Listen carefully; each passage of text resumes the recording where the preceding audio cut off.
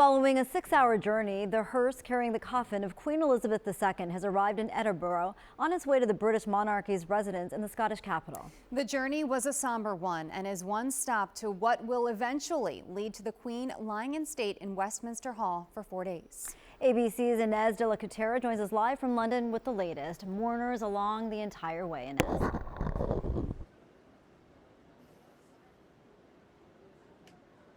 Good morning, Nydia and Jillian. Yeah, as we're learning more about the Queen's funeral plans, today we saw the Queen's coffin being transferred from Balmoral, which is the royal estate in Scotland, where the Queen passed on Thursday. She had been lying there for a few days for staff at that castle to be able to say goodbye to the Queen, to pay respects, and it was transferred from Balmoral today to Edinburgh in Scotland. So they took the long road there. It was a slow journey that took 6 hours roughly, and we saw thousands lining the roads in a number of small towns and villages through which the hearse drove, thousands lining the road to pay their respects. We even saw tractors at one point lining the road. Those were Scottish farmers that were there to honor the Queen and thank her for her 70 years of service. The Queen will now be in Edinburgh tomorrow, and then on Tuesday her body will be transferred to London. It will then lie in state at Westminster Hall for 4 days to allow members of the public to pay their respects. So I think you can expect some long lines there.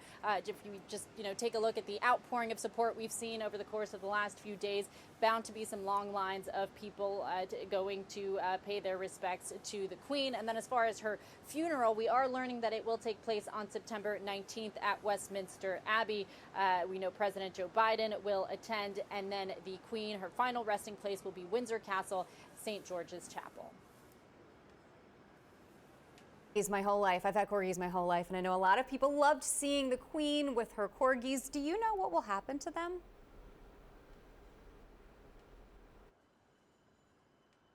Yeah, that was a big question. The Queen she loved her corgis. She had 30 corgis over the course of her reign. Princess Diana even once said that the corgis were like a moving carpet that preceded the Queen anywhere she went. So the big question was what would happen to those corgis. Now we did find out that they would be going to Prince Andrew, the Duke of York, and the Duchess of York will be taking care of them. It was actually the Duchess of York that most recently gave the Queen some corgi puppies. The two had bonded over their love of corgis, and so the Duke and Duchess of York will now be taking care of the Queen's dogs, guys. They will be in good hands. Yes, they will. Inez, thank you.